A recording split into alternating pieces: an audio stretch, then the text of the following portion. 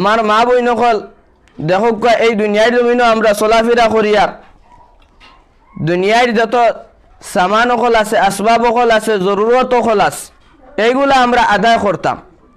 এইগুলার লগে লগে আমরা কিতা করতাম, আল্লাহর আহকাম, আল্লাহর বিধান যেগুলা আছে এগুলা আমরা গুরুত্ব সহকারে আমরা আদায় করতাম। যেমন উদাহরণস্বরূপ আমরা পর্দা করা ফরজ। প্রত্যেক মুসলমান, প্রত্যেক নারী, প্রত্যেক সবে আমরা জানি, কিন্তু আমরা পর্দা করা আমরা লাগি ফরজ। কিন্তু আমরা পর্দা কোন হাইসিয়তে করতাম এখানে আমরা গুরুত্ব নাই। এই যে পর্দা করাটা আমরা ইসলামের মধ্যে ফরজ আইছে, এই পর্দা করতাম আমরা কোন হাইসিয়তে আমরা কিন্তু জানা নাই।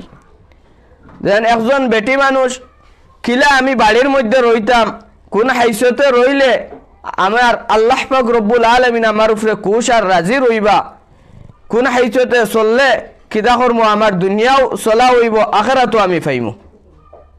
এই যে পর্দা করাটা ফরজ আইছে আমরা সবে জানি, কিন্তু আমরা পর্দা করতে গিয়ে আমরা দেখি অনেক সময় আমরা কিতা হয়, আমরা মা বই নকল কিতা করি, আমরা বাড়িতেই বার হইয়া এমন হাইসিয়তে যাই বেগানা মানুষের সামনে আমরা গিয়া পড়ি যাই। আমার মা বই নকল আমরা ও হাইসিয়তে আমরা পর্দা করতাম যে পর্দা করাটা আমরা ইহা তককে আমরার কোনো আতু আমরা নিয়ত ওলা রইতো, সব কাম আমি দুনিয়ায় হাইসতে আমি করিয়া যাইতাম, কিন্তু সব কাম করতে গিয়া আমি এমনভাবে আমি পর্দা করতাম যে আমার আতুত মুখ আমার শরীরের সব অঙ্গরে আমি কিতা করতাম, আমি বেষ্টন করিয়া লই লইতাম। যদি ইলা করিয়া আমি যদি আমার ঘরে কোনো মানুষ নাই, আমি যদি বাজারও যাওয়া লাগে, যদি আমি বাজার খরচ করতাম পারি, যদি